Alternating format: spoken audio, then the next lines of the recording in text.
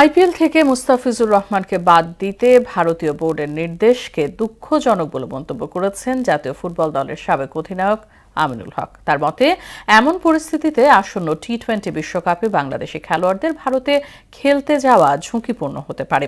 এজন্য ভারতীয় বোর্ডের সঙ্গে আলোচনায় বসতে বিসিবিকে পরামর্শ দেন তিনি। রাজু আলাউদ্দিনের রিপোর্ট।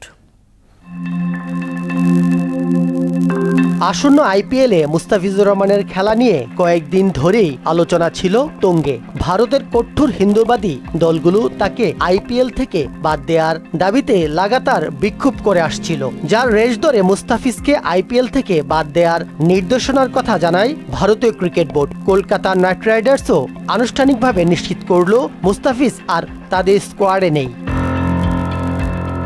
এদিকে আইপিএল থেকে মুস্তাফিজকে বাদ দিতে ভারতীয় ক্রিকেট বোর্ডের নির্দেশনাকে দুঃখজনক বলে মন্তব্য করেন জাতীয় ফুটবল দলের সাবেক অধিনায়ক আমিনুল হক। তার মতে, এমন পরিস্থিতিতে আসন্ন টি-20 বিশ্বকাপে বাংলাদেশি খেলোয়াড়দের ভারতে যাওয়া ঝুঁকিপূর্ণ।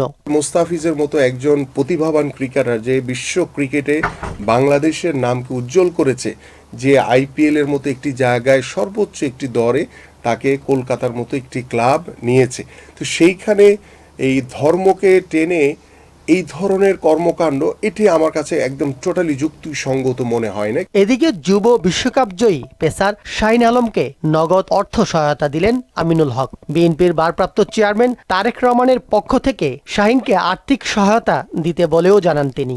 আমাদের ভারপ্রাপ্ত চেয়ারম্যান জনাব তারেক রহমানের পক্ষ থেকে শাহিন আলমকে একটি আর্থিক অনুদান দেওয়া হবে এবং আমরা চাই যে শাহিন আলম দ্রুতই তার এই সমস্যাগুলো কাটিয়ে ওঠে, সে যাতে একজন ভালো পারফর্মার হয়ে তার পরিবার এবং সে তার নিজেকে এবং দেশের জন্য যাতে একজন প্রতিষ্ঠিত ক্রিকেটার হিসেবে নিজেকে আবির্ভূত এবং প্রতিষ্ঠিত করতে পারে।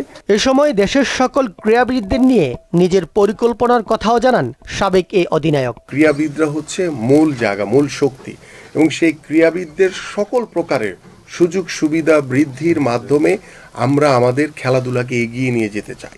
রাজু আলাউদ্দিন, মোহনা সংবাদ, ঢাকা।